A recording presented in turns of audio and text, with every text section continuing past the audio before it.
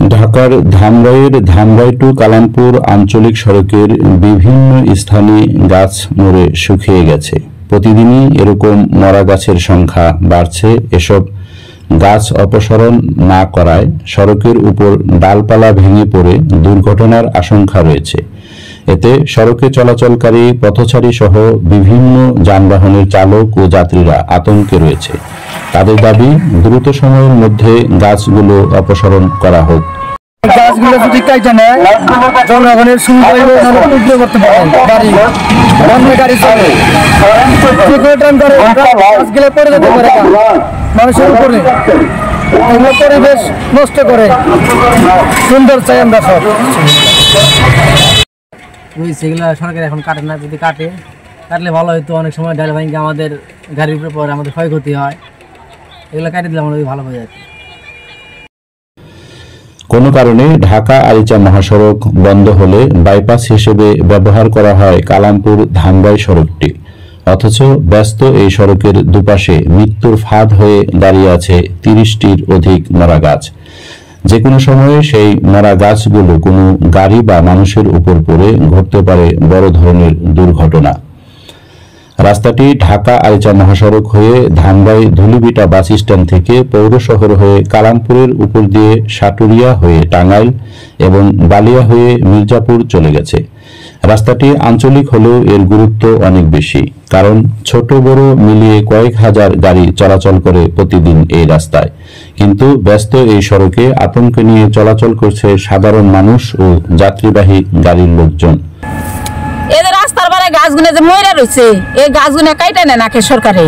তো এই গাছগুলো যদি কেউ ধরে তা তো তার নামে কেস দেবো। এই যে একজনের গাছ পড়ে গেছে আর ধরছে দেখে মানজায় ব্যথা পাইলো, তারা করলো, তাকে তো ডাক্তারের ট্রিটমেন্ট করবার জন্য তার টাকা দেবো, তার কিছুই দিল না।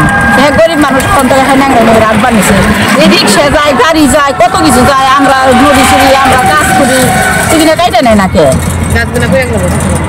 গাছগুলো পড়ে গেলে অসুবিধা নেই। কারেন্টের তারেও ক্ষতি হইব, নিজে মানুষও ক্ষতি হইব, গাড়িগুলোও ক্ষতি হইব, সবকিছুই ক্ষতি হইব। মরা গাছগুলা যে অনেক মরা গাছ করে আছে, এই গাছগুলা কাইটে নিয়ে গেলে আমাদের সুবিধা হয়। একটা যে কাজ করি, কত গরু ছাগল আসে, কিংবা এই যে গাড়ি চলতেছে, গাছগুলা পড়ে গেলে আমরা ব্যথা পাবো, একটা অসুবিধা হইব। আবার একজনের উপরে পড়ে গেছে, হ্যাঁ মালদা ভাইগে গেছে, ল্যাংড়ে হাঁটতেছে এখনো, তাহলে তার তো একটা গরিব মানুষ কাজ করে খাইতে পারছে। এই গাছগুলা তো আমাকে অসুবিধা করতেছে, গাছগুলা কাইটে নিয়ে গেলে আমাদের জন্য ভালো হয়। উপজেলার কুল্লা ইউনিয়নের কিলিয়া এলাকায় রাস্তার পাশে এক সিরিয়ালে 16টি মরা গাছ দাঁড়িয়ে আছে। এর কিছু দূর পর আরো কয়েকটি মরা গাছ, মোট 30টি মরা গাছ রাস্তার দুপাশে বিপজ্জনক হয়ে দাঁড়িয়ে আছে। আসসালামু আলাইকুম। সীমা সিনেমা হল হতে ফকুটিয়া ভাঙা রাস্তায় দেখা গেছে যে বিভিন্ন গাছ মারা গেছে। মারা যাওয়ার সম্ভবত কারণ হলো এখানে এই ধামরাই পৌরসভার বিভিন্ন বাসাবাড়ির বজ্র, পাশাপাশি অটো রাইস মিলের যে কালো ছাইগুলা গরম, এগুলো ফালানোর কারণে বজ্র এবং ওই গরম ছাই, কালো ছাইগুলা সেখানে গাছের গোড়ায় যখন ফালানো হয়, এখানে গ্যাস সৃষ্টি হয়ে সেখানে থেকে হয়তো গাছগুলো মারা যায়। আর গাছগুলো যেহেতু একদম মরে পচা অবস্থায় আছে, গাছগুলো যাতে দ্রুত অপসারণ করা হয়, আমি আমার ঊর্ধ্বতন কর্তৃপক্ষের কাছে একটা আবেদন করেছি। এখন আবেদনের প্রেক্ষিতে যেহেতু সরকারি কোনো গাছ কাটতে একটা নির্ধারিত নিয়ম নীতি আছে, সেই নিয়ম নীতির কাজ চলতেছে।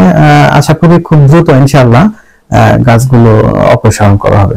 সড়কে চলাচলকারী লোকজনের প্রাণীর দাবি, রাস্তার দুপাশের শুকনো মৃত গাছগুলো অপসারণ করে নিরাপদ চলাচলের ব্যবস্থা নিশ্চিত করা হোক তাদের জন্য।